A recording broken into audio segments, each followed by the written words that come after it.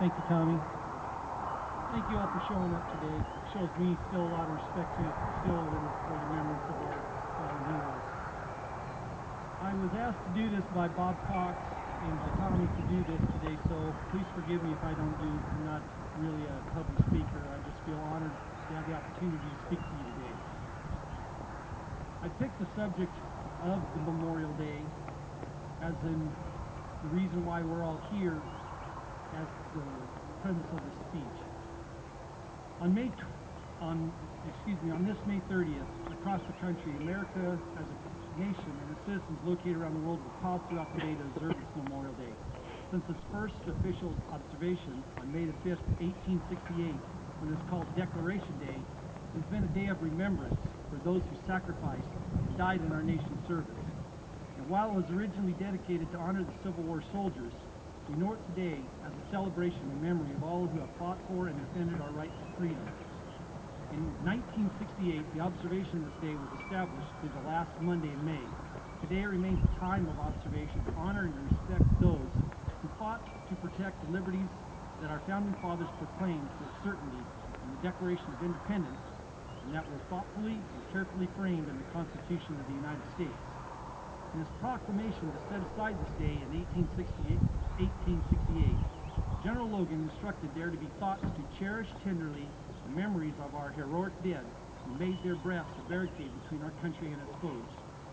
To those who died securing peace and freedom, to those who served in conflict to protect our land and sacrificed their dreams to the day to preserve the hope of our nation, keeping America the land of the free for over 2 centuries, we owe our thanks and our honor. It is important to not only recognize this service, but to respect their devotion to duty and to ensure that the purpose for which they fought will never be forgotten. From the soldiers who fought bravely during America's Revolution to the men and women of today's armed forces, America's fighting forces have responded bravely to this nation's call of duty. Both on the battlefield and in their assurance to readiness, members of the nation's military remain bound to their duties. For more than 200 years, America's armed forces have been the surest guarantee that freedom will continue to ring across this land from sea to shining sea. To quote the Coleman epitaph, "When you go home, tell them of us and say, for their tomorrow we gave our today." Too often we fail to remember those who gave their life, or those whose today bears the scars, both physical and mental, as a lasting memory of the sacrifice and commitment. But there are many who remember vividly as the lives affected were sons, daughters, friends, co-workers, and neighbors, and that their unselfish sacrifice was made with the assurance that life, liberty, and the pursuit of happiness required the ultimate sacrifice to this nation. In a very moving letter, Abraham Lincoln expressed the respect and consolation of this nation and in his own compassion to Miss Bixby, who lost 5 sons in combat during the Civil War.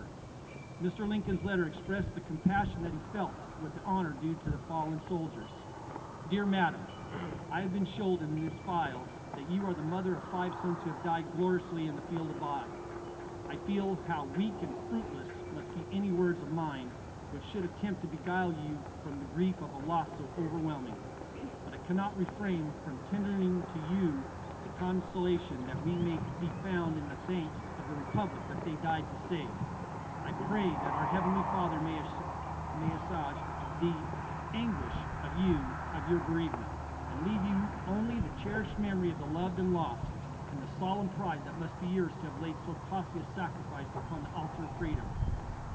In the Revolutionary War, more than 25,000 lost their life in this initial pursuit of freedom that they believed in but could not have fully comprehended at that time. In the Civil War, almost 600,000 gave their lives as the very foundation of this nation was challenged from within its own boundaries. World War II claimed the lives of more than 400,000, and scores of more gave their lives in the wars in Korea and in Vietnam. America continues to realize the never-ending sense of duty that our armed forces have as they serve our nation throughout the world. In each instance, without regard to politics or the popular opinion at the moment, soldiers have picked up arms to begin the awesome task of fighting for our freedom and to push back the threat of those freedoms when made by others throughout the world. In 1776, America's founding fathers declared the intent for this new nation to be independent and free.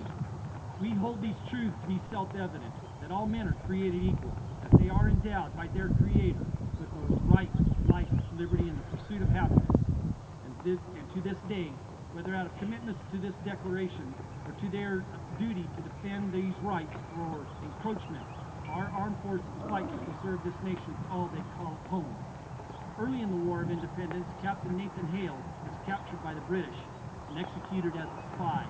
His dying words, "I only regret that I have but one life to lose for my country," echo the sentiment that seems to exemplify the resolve of America's soldiers who go forward into battle to protect and defend the rights of freedom each of us enjoy today.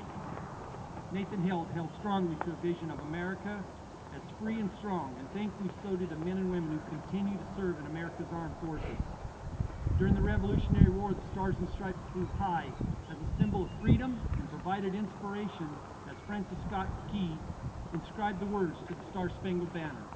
While we remember so vividly the first verse, it is the third verse that I feel honors the soldiers who fought so bravely for that flag and who stand ready to defend it today, should the nation call for their service. Oh, thus be it ever, when free men shall stand between their loved homes and war's desolation, blessed victory and peace, may the heaven-rescued land praise the power that hath made and preserved as a nation. Then conquer we must when our cause is just, and this be our motto, in God we trust. Our flag is truly a symbol of freedom that we fight so diligently to protect. From Key's version of bombs bursting in the morning air to the courageous memory of the Marines raising the flag at the top of Mount Suribachi on Iwo Jima, America's flag is a symbol of freedom that we celebrate and hold sacred. Let it also remind each of us of the sacrifice made by our men and women throughout our nation so that this flag could stand tall. And let us not forget that we ever see it wave as a nation of free people because of the lives that we honor each Memorial Day. In his speech at Gettysburg, Abraham Lincoln's words focus on the loss of life during the Civil War and the higher cost for which the lives were given. But they, true as a reminder for today, that from these honored dead we take increased devotion as the cause for which they gave the last full measure of devotion, that this nation under God shall have a new birth of freedom, that government of the people, by the people, and for the people shall not perish from this earth.